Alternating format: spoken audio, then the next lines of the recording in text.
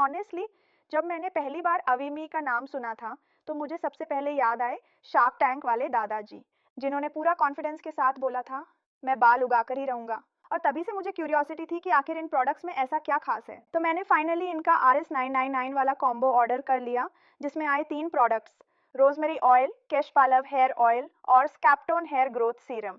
और आज मैं आपको इन तीनों का डिटेल्ड रिव्यू देने वाली हूँ। तो सबसे पहले बात करते हैं इस रोजमेरी ऑयल की। अब रोजमेरी इंग्रेडिएंट इतना वायरल क्यों है? क्योंकि काफ़ी लोग बिलीव करते हैं कि ये स्कैल्प स्टिमुलेशन और हेयर ग्रोथ में हेल्प कर सकता है। और ऑनेस्टली इस ऑयल की पहली चीज़ जो मुझे अच्छी लगी वो थी इसकी फ्रेग्रेंस। मतलब यूजुअली हर्बल ऑयल्स की स्मेल बहुत स्ट्रांग होती है, लेकिन इसकी फ्रेग्रेंस काफ़ी सूदिंग और माइल्ड लगी। ऑयल का टेक्सचर भी बहुत ज़्यादा थिक नहीं है, इसलिए स्कैल्प पर अप्लाई करना ईजी लगा। मैं इसे स्कैल्प मसाज के लिए यूज़ कर रही हूँ और मसाज के बाद स्कैल्प फ्रेश फील होता है। अब ऑब्वियसली मैं ऐसा नहीं बोलूँगी कि ओवरनाइट रिजल्ट्स आ गए, क्योंकि हेयर केयर में कंसिस्टेंसी बहुत मैटर करती है। लेकिन फर्स्ट इंप्रेशंस ऑनेस्टली अच्छे थे। अब दूसरा प्रोडक्ट है केश पालव हेयर ऑयल, और ऑनेस्टली पैकेजिंग काफ़ी प्रीमियम फील होती है। इस ऑयल की टेक्सचर कंसिस्टेंसी मुझे अच्छी लगी, क्योंकि ये बहुत ज़्यादा स्टिकी नहीं लगा। कुछ ऑयल्स इतने हैवी होते हैं कि वॉश करना मुश्किल हो जाता है, लेकिन ये कंपैरेटिवली लाइट वेट फील हुआ। इसमें हर्बल इंग्रेडिएंट्स हैं जो स्कैल्प नरिशमेंट और हेयर केयर के लिए यूज़ किए जाते हैं।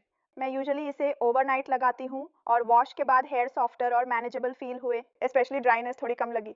अब आते हैं तीसरे प्रोडक्ट पर, जो ऑनेस्टली मुझे इस पूरे कॉम्बो में सबसे इंटरेस्टिंग लगा। ये है स्कैप्टोन हेयर ग्रोथ सीरम।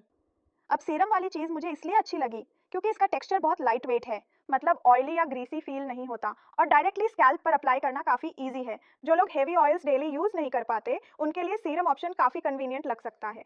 मैं इसे मेनली स्कैल्प एरियाज पर अप्लाई कर रही हूँ, और अच्छी बात ये लगी कि अप्लाई करने के बाद हेयर चिपचिपे नहीं लगते।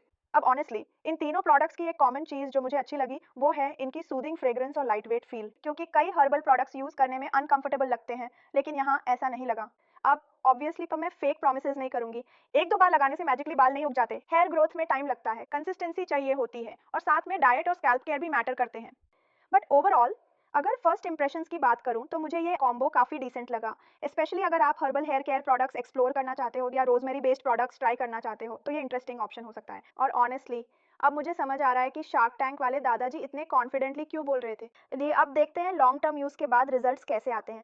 अगर आपने भी एविमी प्रोडक्ट्स ट्राई किए हैं तो कमेंट करके बताओ आपका एक्सपीरियंस कैसा रहा।